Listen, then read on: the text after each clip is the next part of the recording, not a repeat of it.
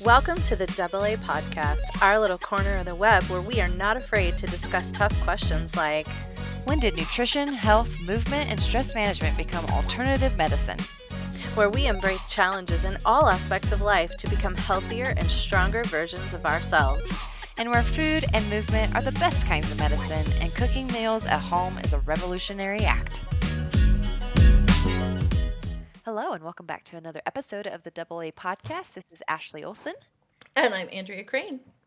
We are going to be discussing something I'm super excited about today, and something that Andrea should be super excited to talk about today.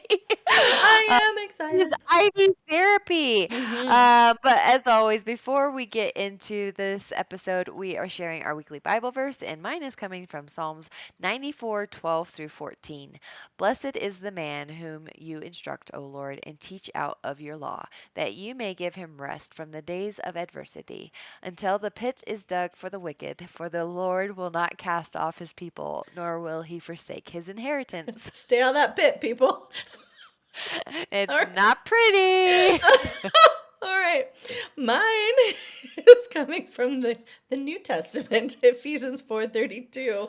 Be kind and compassionate to one another, forgiving each other just as in Christ God forgave you. All right. So much kinder than mine. But, well, not really. I mean, I have the inheritance. You have the inheritance. That's right. And That's so, if you would like to Yeah. know about the inheritance, hit us up. Hit us up.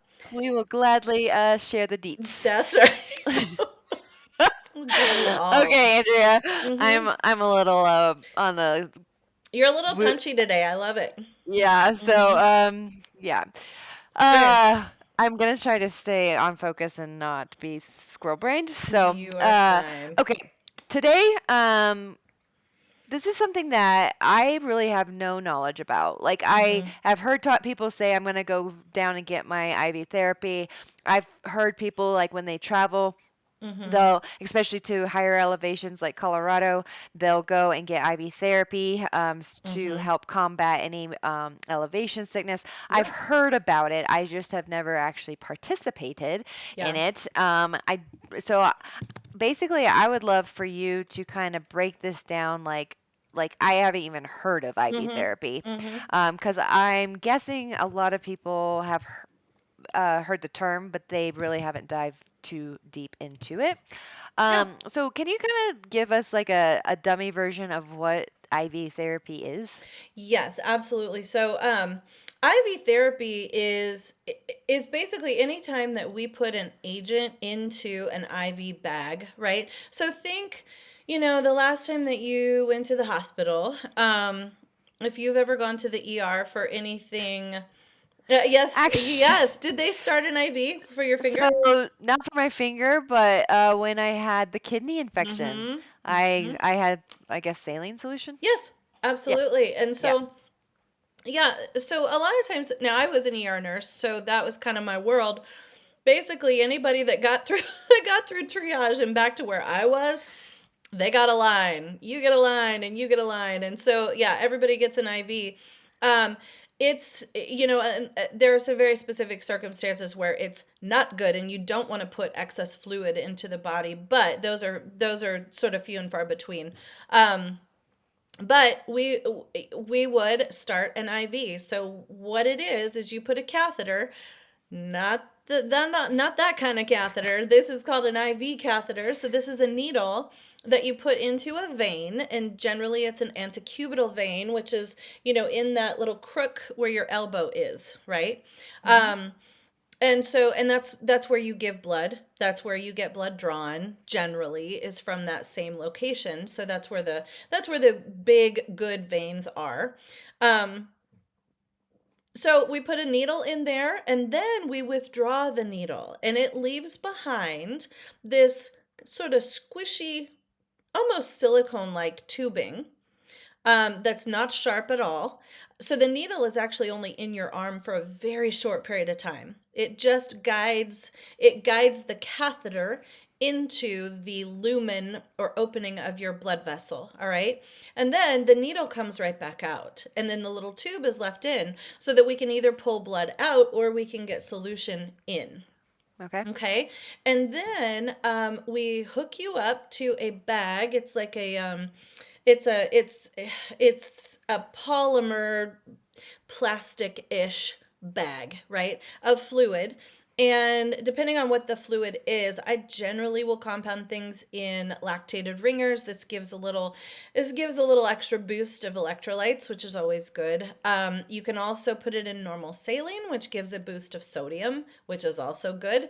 And we gosh, I I saw it all the time where someone would go into the ER and really the only treatment that they got was a hydration solution. So you hang a bag of normal saline, which is just salt water, and then, they feel better and they go home. Mm-hmm. So there is therapy even in the hydration solution that doesn't have anything added to it.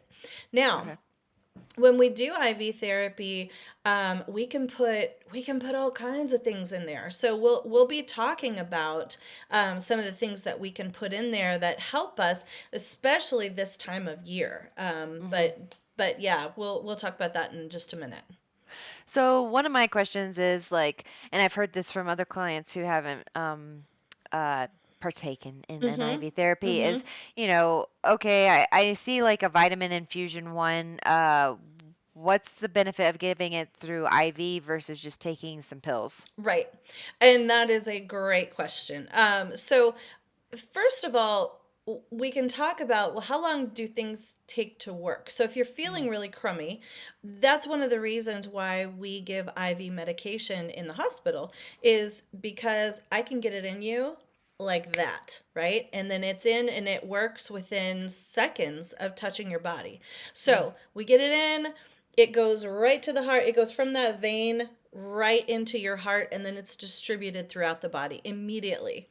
Okay, so there is immediate impact, and then there's also long-term impact. So when we're talking about like vitamin repletion, we get both the immediate therapy, but then we also get a longer term therapy. So it and why that is superior is, one, onset of action, but two, we also avoid the gut. So Mm. there are lots of reasons why you would not want to give oral medication. Okay, if somebody is nauseous, if they are, let's say that they have, some type of flu or viral gastroenteritis, or food poisoning, or they just don't feel well after a night of activity, then then they may not want to be taking a lot of vitamins, because vitamins, on an empty stomach, and even sometimes on a full stomach, can make you quite nauseous, Mm-hmm. even to the point of vomiting. So this, you completely bypass the gut. Now, the other thing about bypassing the gut is, a lot of times with vitamins, like they absolutely depend. So when you take tablets and capsules, it is absolutely dependent upon a healthy amount of gastric acid in order to Mm. break these things down and then make the constituents available to your body, right? So with IV therapy, we don't have to depend on digestive enzymes. We don't have to depend on the acidity level of the gut being just so that we can get these things across into the bloodstream. Now, the final thing is, when, like, giving let's say 1,000 milligrams of vitamin C, giving that via IV therapy can be very different than giving it orally. So you can take 1,000 milligrams of vitamin C orally. However, there is a something called the first pass effect. So when you take something orally, it absorbs across the intestine, and then it ends up in the bloodstream. Now, I want you to think about the bloodstream and where it goes. So there's something very unique about the blood supply coming away from the gut and there's something called the hepatic portal vein. All right, so this is like a freeway bypass that takes the blood supply from the gut and shuttles it right through to the liver. Now the liver will break things down and excrete them. It will metabolize them and then excrete them. So very often you don't get the full dose. This is sometimes why we have to give much higher doses when we give an oral medication than we do when we give an IV medication. And this is called first pass effect. Now we won't get too far in the physiological weeds, but first pass effect means that you may get as little as 30% of what you took orally because it's bypassing that blood supply to the liver first. Then the liver will take a hunk of it and then let your body have the rest. Mm, Okay. So when you give something by IV, you get the full dose of what's being infused, and it's completely and totally available to your body. that's awesome. Yeah, and So, like, mhm. I know I've had several people that I know have this nasty norovirus that's been going around. So, Yes. like, this would be an amazing time to get it. Yes. So, oh my gosh, norovirus. Okay, so here's the lowdown on norovirus. Um I have gotten norovirus a couple of times in the last, I don't know, 10, 15 years. And then I didn't get it. Like I would be around it, people would have it, but I wouldn't get it. I would take care of people with it, but I didn't get it. And so then this year I'm telling you, there is some crazy strain of noro that is out in the wild that is just nuts. It's super infectious. I don't think my body had ever seen this particular strain before because I got sick like it was the very first time. And it was Mm-hmm. awful. Yeah. So, yeah, a lot of people And are it's lasting like yes. weeks. Yes, and here's the thing. If I had some if I had another one of me that could give me an IV solution, but nobody in my family can do this. So they get sick and I can hook them up, but I don't have anybody to hook me up. So alas. But yeah, I would have loved to have gotten one of these. But yeah, norovirus, flu. Think about how terrible you feel with the flu. And oftentimes, like if you show up in the ER, they're going to hydrate you and you will automatically feel better. So imagine how much better you feel with, B vitamins and vitamin C and zinc and all these other immunosupportive agents on board Yeah. too. Yeah. Awesome. Hmm. So anything else about Yeah. oh yeah. Keep going. Yeah. Yeah, so one thing that is also can be of concern with oral medication is that they frequently will interact with each other and a lot of times not in a positive way. And Mhm. so we have to watch out for that. But with IV administration, it really doesn't matter what you've taken orally. Mm, It's all going to end up very dilute in your bloodstream, and there's really no impact. So you don't have to worry about compatibility with other medication. that's awesome. Hmm. Why do you think well, because it's just so diluted, that's why it's fine? Yes, that's Okay. exactly right. So in fact, you can put, and this is getting into some clinical stuff here, but when you have solution that is going into like a giant vessel, like say you got a central line, okay? This is one of those lines that they kind of fish through your arm or your leg, and then it drops right into your heart. That's such a massive influx of blood that you can give straight medication, and you can often give several different meds within the same syringe even sometimes, because they're going to be diluted so quickly. Okay. And then how long does a typical IV take? That's a great question. So, it all depends on how fast it's flowing. So Okay. for the initial, and this is why you want somebody who knows what they're doing, right? Yeah. You're This is, I think it's very important to say that this really needs to be done under clinical supervision. You want someone who asks you the right questions, who asks you mhm. the right who asks about your medical history enough to figure out, is this person a good candidate for this, right? Mhm. And so this is another thing where, once you start running an IV, I will typically run them pretty slow to begin with, just to see how someone's going to respond to it, right? Yeah.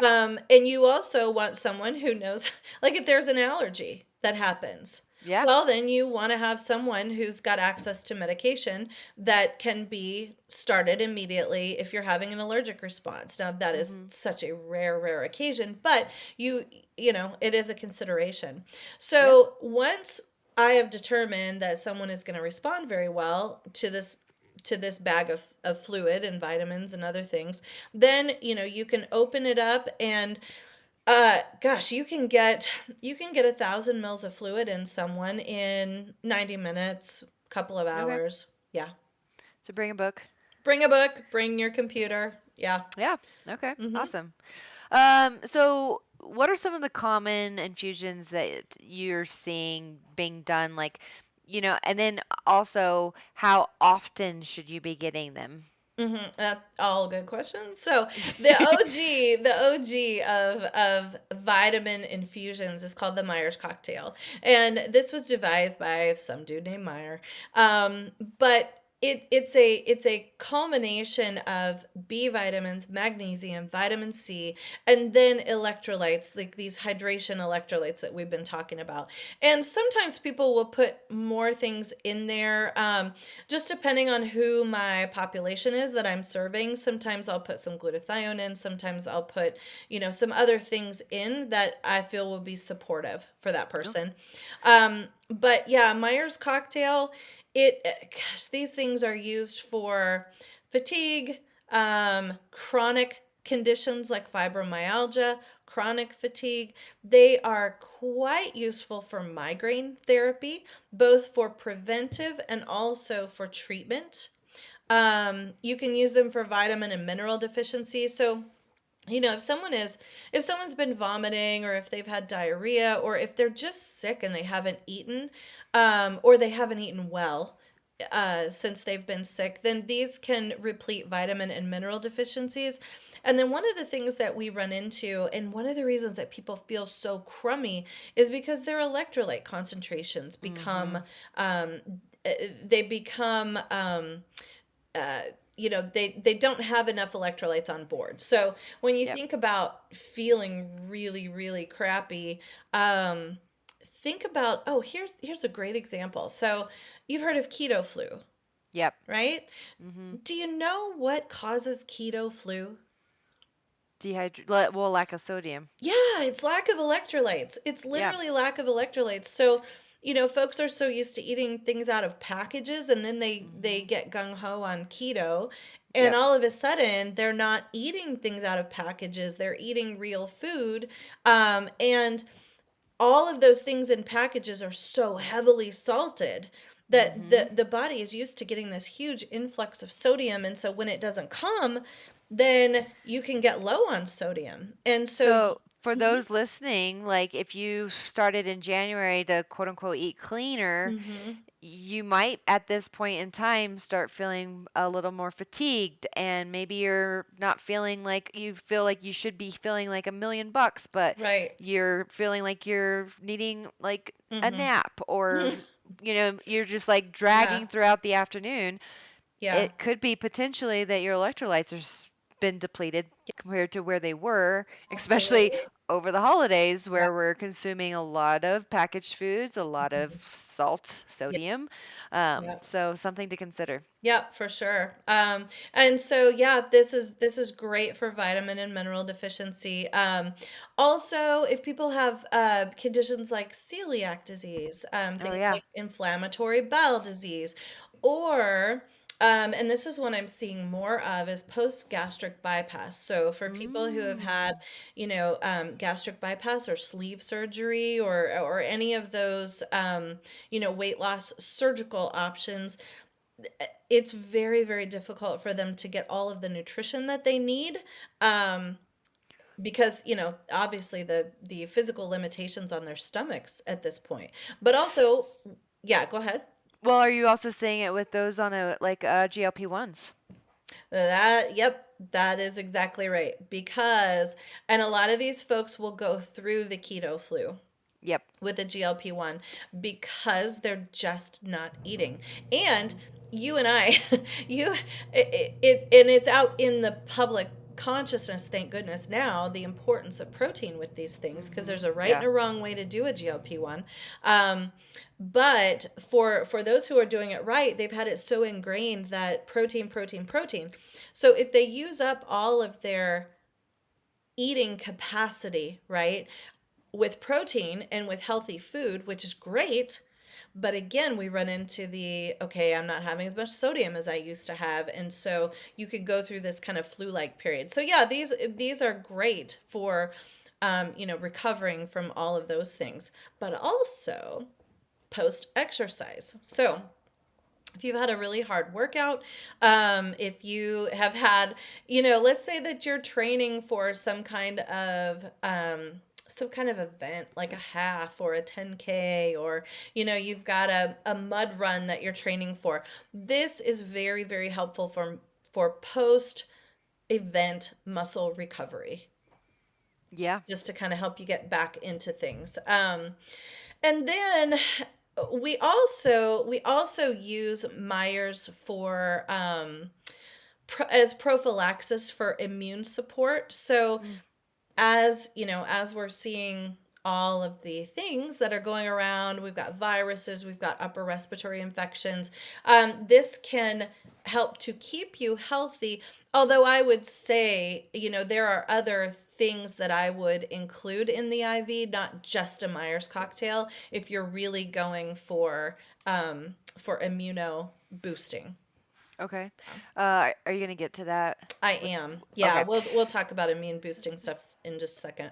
So another question I have, Yeah. what how young is too young?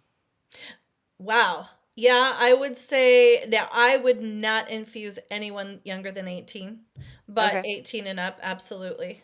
Okay. Yeah. Sounds good. And I'm gonna ask some questions. Oh yeah. I'm gonna ask the right questions and just make sure that it's appropriate. Okay. Yeah. Sounds good. So do you want to go into that immune booster next? Yeah, you know what? I just want to quickly mention the magnesium in Yeah. particular that is in a Myers bag. Okay. Um, it is it has been shown to give some relief for depression and anxiety. So mood disorders respond very favorably to magnesium. And think about this, you're getting this intravenous kind of wallop of magnesium, and that can replete somebody very quickly. So most of us are walking around kind of depleted of magnesium unless you're taking it on a daily basis. So that is another benefit of a Myers. And as well, um, I will also put extra vitamin C into a Myers cocktail. Um, there is a standard recipe, but you can kind of do your own thing with these as well. So I will generally at least double the amount of vitamin C in the bag, just because you get this really nice infusion of antioxidant. And so when the body is in a stressed state, it is generally in an inflamed state. And Mm, so we need to neutralize the free radicals that are running around, and there's a lot of chemistry involved, but vitamin C is a really powerful antioxidant, so that can help. yeah. hmm Awesome. yeah, and so then the next IV fluid that I'm excited about is like the immune boosting thing. So what are some of the constituents that we can put in there to turn a Myers into an immune boosting bag that truly supports the immune system? So I will add even more vitamin C. I will add glutathione, and I will add zinc, and that is to the original Myers bag, and that turns this into like an immune gorilla. Yeah. Um, so we'll go through what all of these things do. So glutathione, sorry, uh, the end of a walnut. Yeah. Walnut skins, they get Yeah, stuck in that's your not teeth. that. That's not good. Yeah. So glutathione it's called the master antioxidant. Now, it has earned this name because in the body it's like the king of the antioxidants. And we all know how detrimental inflammation is. So what has this got to do with illness? Well, low levels of low physiological levels of glutathione, which a lot of us have, are associated with weakened immune function. All right, which makes us more susceptible to the things that are swirling around, right? So, makes us more susceptible to colds and to flus and to rhinoviruses, coronaviruses like COVID, gastroenteritis like norovirus. It means that we need a lower infectious load to make us sick than we normally would. Okay. Mm-hmm. So what happens, and then also in times of physical stress. So if you are stressed out because of work, because of relationships, because of, any number of things that stress us out here in this insane culture that we live in, this causes us to produce cortisol. And Yep. we all know about cortisol, right? It's our Yeah. very own endogenous production of steroid. And Mm-hmm. so steroids can be magical when they're used therapeutically. They really can. They're incredible. And our body, in fact, they're so important. We can't live without cortisol, right? We can't. If your body stopped producing cortisol tomorrow, you would die. So Mm-hmm. it's that important. However, it's also a Goldilocks. It's a Goldilocks compound. We don't want too much and we don't want too little. So Mm-hmm. when we're walking around with excess levels of cortisol, well, what do steroids do to the immune system? They suppress it. Okay, so steroids are immunosuppressive. So when we have large amounts of inflammatory cortisol in our system, we're inflamed and we're immunosuppressed. Okay, so glutathione helps to deal with the stress and inflammation. And so that improves your body's ability to fight off infection. All right. It also reduces oxidative stress in the liver. This is critical for detoxification. In fact, when I have people who I will frequently test for a genetic mutation when it's appropriate. And it's a common mutation, but this impacts someone's ability to detoxify. And we've talked about my hatred for that word before, but I'll just say it again. I can't stand the word detox because Yep. it's just become so weird in the culture. But really, what we mean is metabolize, right? Yeah. So the body's ability to metabolize through all of the compounds that it needs to get rid of, that is compromised when you have this particular mutation. So, one of the things that I give when I find this mutation is I give lots of glutathione. So, really critical for metabolism slash detoxification, even though I hate that word. I Yeah. know. We probably need a whole freaking short Mm. episode on detox Oh my because gosh. Yeah. if you're listening to this and you're doing a detox, Oh, yeah. I know. I know. yeah, Yeah, we probably do need to talk about that at some point. yeah. But yeah, no, I mean, this is amazing. Like, it's just, a great way to, like, you kind of, like I can't remember what you said, but basically bulldoze these, uh, nutrients into your body Yes. at a really quick rate where your Mhm. body can utilize them right away.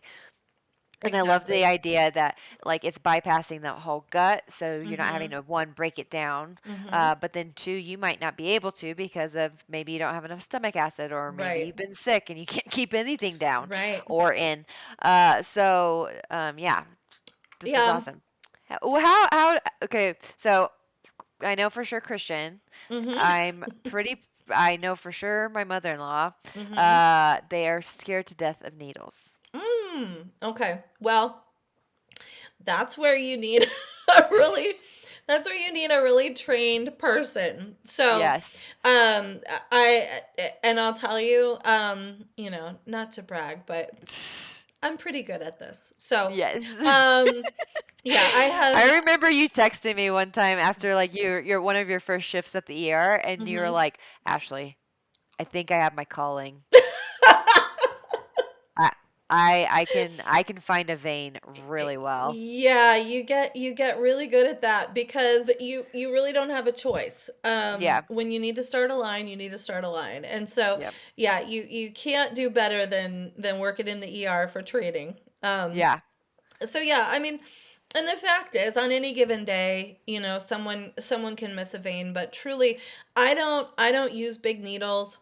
I use small needles. I was always the squishy ER nurse. I used the smallest needles that I could get away with because they hurt less and it's pointless. Like unless you need to run liters and liters and liters of fluid or unless a patient is crashing. And if they're crashing, they don't care what size needle you're using. They're beyond it. That's So the least of their that's worries. that's exactly right. And that's if they're conscious. So I would always use the small-ish needles, and that's what I still do. There are lots of ways to make it easier for people, and I'm privy to all of those ways. Awesome. So let's talk about this last one that you have listed here. Oh, And the NAD. yeah, so this has kind of become a new hot topic Mm-hmm. um, in the health and wellness community. Yes. I honestly don't know too much about it. I don't know what they are used for really, Mm-hmm. or who should not be using them, or is everybody Well, okay to use them? Like, yeah. what does even NAD stand for? So NAD is nicotinamide adenine dinucleotide. So this is a this is a molecule that we've known about for quite some time. There are oral precursors that you can get. NMN is one of the more common ones. And this is nicotinamide mononucleotide. There's also nicotinamide riboside or NR. Both of those are precursors. So theoretically, it's kind of like giving N-acetylcysteine. The body should convert it to glutathione. It should. But if it's if it's under stress, if there are other things going on, it's not always efficient at doing that. And so it's better just to give the body glutathione so that it doesn't have to work to convert it. Mm. And this NAD is kind of the same way. If you've got someone that is struggling with energy, struggling with fatigue, struggling with mitochondrial function, that's where I really see the benefit of NAD.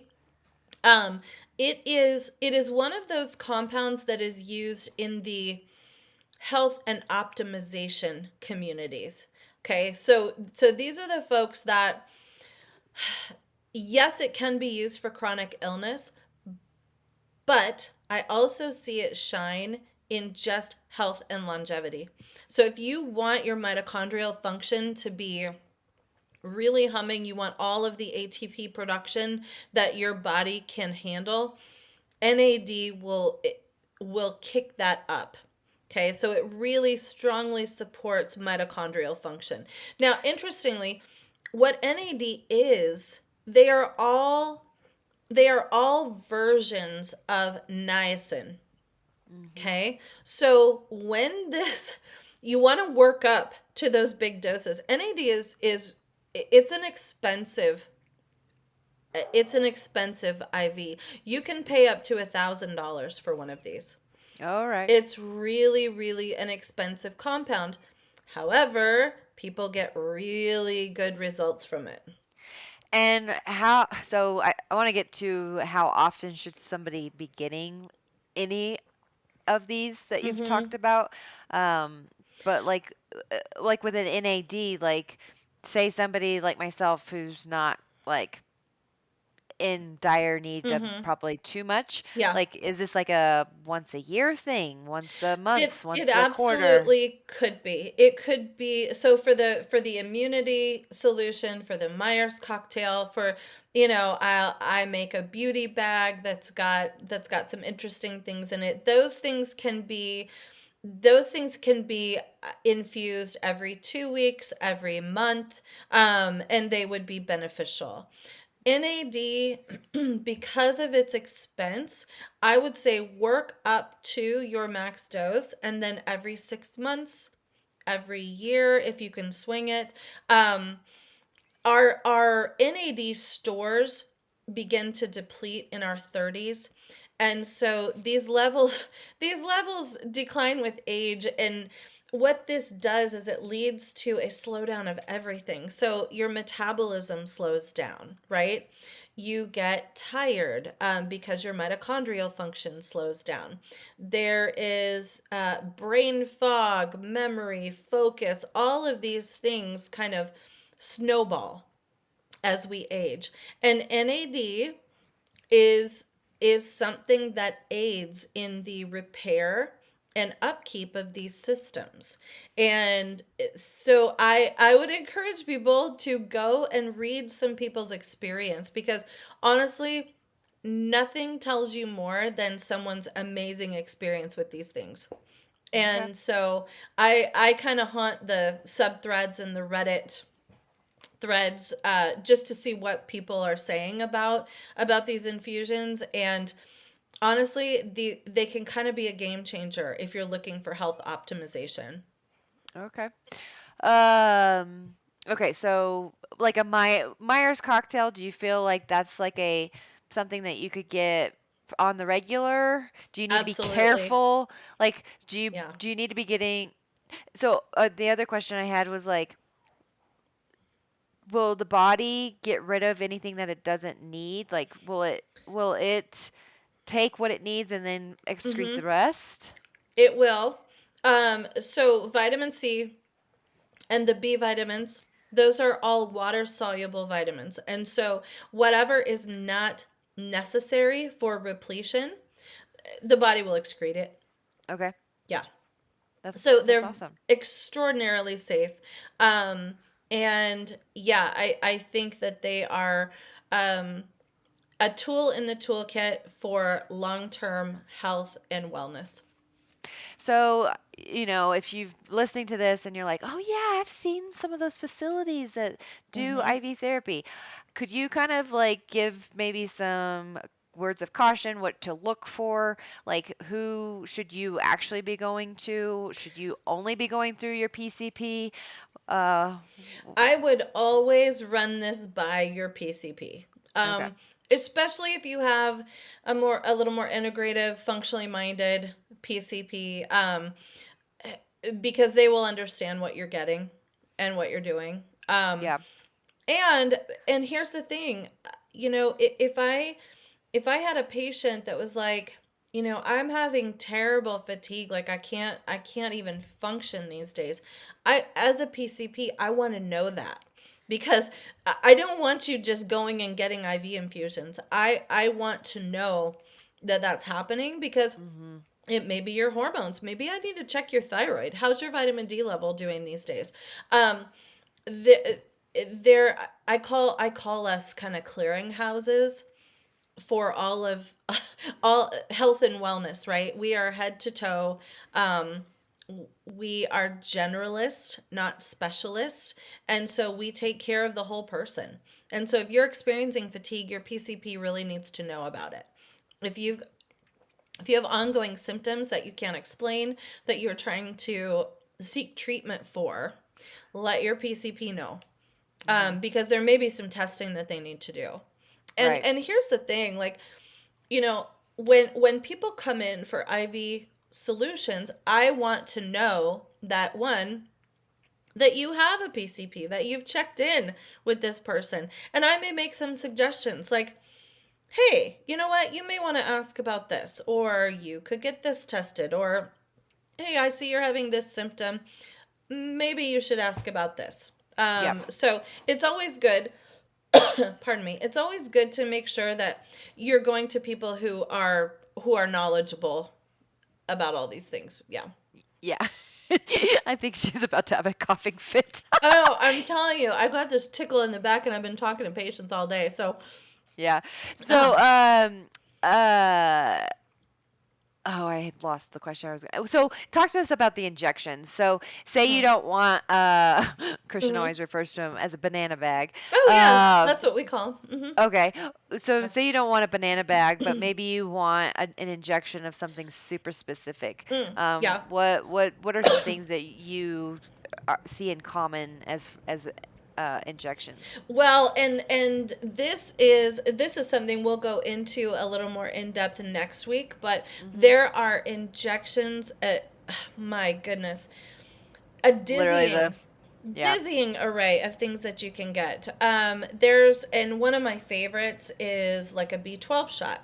yeah I also really like there is a lipo shot that helps to mobilize fat. And this is MIC. It's what is it?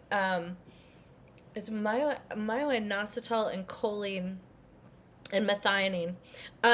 And yeah, so there's lots and lots of possibilities, but we'll go into what some of those possibilities are. You can get vitamin D by hmm injection. I really like that as well, yep because that can really help boost your vitamin D. It's sometimes it's kind of hard to replete vitamin D. If someone has been low for a period of time, it's hard to get them boosted back up with oral vitamin D. So, especially this episode's airing in it'll be February when this airs, but yep. like these dark months are so Oh gosh. Yeah. crucial in making sure you're taking a vitamin D3 supplement. Yep, absolutely.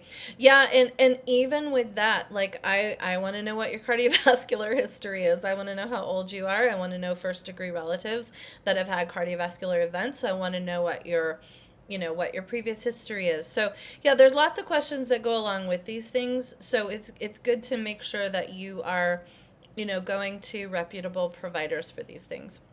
Okay. Well, we are going to do like a several episodes, on, with IB therapy, but also we're going to get into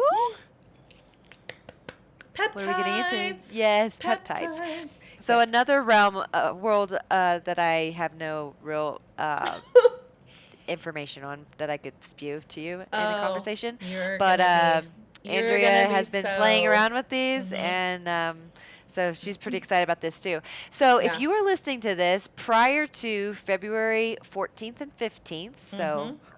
Valentine's Day weekend, Yay. Andrea is going to be in the Evergreen, Colorado I am. uh, location. She's going to be visiting me, and she's going to be setting up a IV therapy station at Carve, which is my Mhm. gym here in Evergreen. And so if you are interested in that, please hit us up, and we will get Mhm. you on the list. We will probably have like a schedule Yeah, uh, perfect. Mhm. to have people sign up and secure a spot for that. Yep. And yeah, we're super excited about this. I'm Mhm. excited to get my own, probably Mhm. my own little Myers cocktail. I think you need an Uh, immune booster. That's yeah, what I think probably you that need. too. Mhm. So yeah, I'm super excited to get to see what it feels like. Yeah. Like, Yeah, and we'll have a menu of offerings, and so you can pick what you would like to have.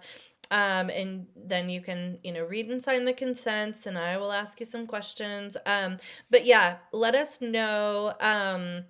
There is let's see, could we put that sheet in the show notes, Ashley, that has yeah, the offerings on it, and then people will know what it is, how much it is. There are injections for every IV that is purchased. I'm giving a free D shot as well. nice, So, free vitamin D shot to get your vitamin D nice. up and keep you from getting sick this winter.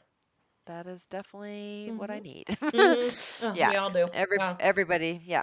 Well, this was super fascinating. If you have questions, if you have maybe heard of another concoction and you're like, well, what about this one? Yeah. Why don't you shoot us an email or find us on the gram? Mm-hmm. Our information is, as always, in the show notes. And yeah, this is something that we're pretty excited about. And I know Andrea is looking at trying to make this a regular offering that she Mm-hmm. provides. So if you're in the Idaho or Colorado Mm-hmm. vicinity and want to get shut up, then then shoot us up Great. with a email or a Instagram message. So, Yep. all right, enough with the corny jokes. That's funny. We will continue this series next week. And always, we're just so thankful that you have chosen to listen to our podcast. We are in year 2, well into year 2, like Yeah. we're in half of the year. Yeah. Of year 2, and who would have thought we would be doing this still? But we truly do love bringing information that is valuable to you. Mm-hmm. So any recommendations that you have, or maybe even feedback that you have on past episodes, we would really love to hear from you to know Yeah. how can we improve or just make sure that you're getting what you need in your podcast listening, because we Yeah. know your time is valuable. And we don't want to we want to just bring stuff that you will use in your daily life. So And yeah. I want to put it out there. If I'm really excited about the peptide discussion that we're going Yes. to embark on. This has been an interest area of mine for quite some time now. And if you've got peptide questions, if you're kind of peptide nerd, let us know. Let us know what your questions are. And if you don't know what a peptide is, come back Yeah, next week and we will talk about it. keep listening. Keep Yeah. listening. Because we will definitely dive in. And yeah, if you've got questions on injections, questions on IV solutions, questions on previous episodes, don't feel like since the episode aired last year, a lot of you are just getting caught up. Yeah. And so if you have questions on previous episodes, don't be shy. Yeah, absolutely. We love to hear from you. So we will catch you next week on another episode. Bye.